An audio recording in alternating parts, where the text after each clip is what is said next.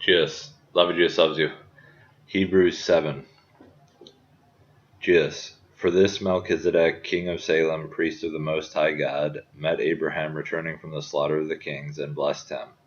And to him Abraham apportioned a tenth part of everything. He is first, by translation of his name, King of Righteousness, and then he is also King of Salem, that is, King of Peace.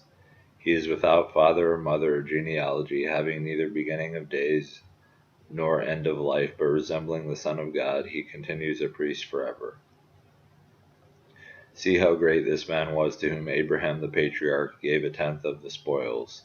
And those descendants of Levi who receive the priestly office have a commandment in the law to take tithes from the people, that is, from their brothers, though these also are descended from Abraham.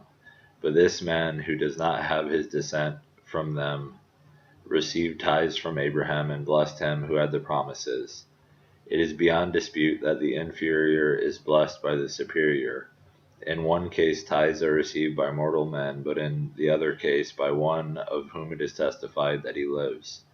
One might even say that Levi himself, who receives tithes, paid tithes through Abraham, for he was still in the loins of his ancestor when Melchizedek met him.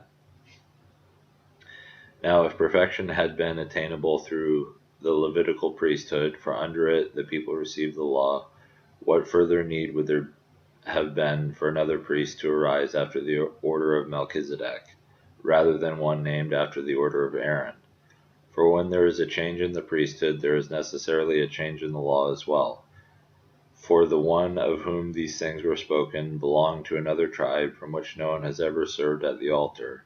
For it is evident that our Lord was descended from Judah, and in connection with that tribe Moses said nothing about priests.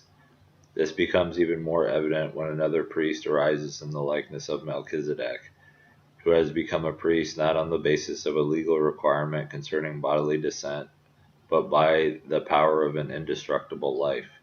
For it is witnessed of him, you are a priest forever after the order of Melchizedek. For on the one hand, a former commandment is set aside because of its weakness and uselessness, for the law made nothing perfect, but on the other hand a better hope is introduced, through which we draw near to God. And it was not without an oath, for those who formerly became priests were made such without an oath, but this one was made a priest with an oath by the one who said to him, The Lord has sworn and will not change his mind, you are a priest forever. This makes Jesus the guarantor of a better covenant. The former priests were many in number because they were prevented by death from continuing in office, but he holds his priesthood permanently because he continues forever. Consequently, he is able to save to the uttermost those who draw near to God through him, since he always lives to make intercession for them. For it was indeed fitting that we should have such a high priest, holy, innocent, unstained, separated from sinners, and exalted above the heavens. He has no need, like those high priests, to offer sacrifices daily, first for his own sins, and then for those of the people, since he did this once for all when he offered up himself. For the law appoints men in their weakness as high priests, but the word of the oath, which came later than the law, appoints a son who has been made perfect forever. Jesus. Jesus. Love you, Jesus loves you. Jesus.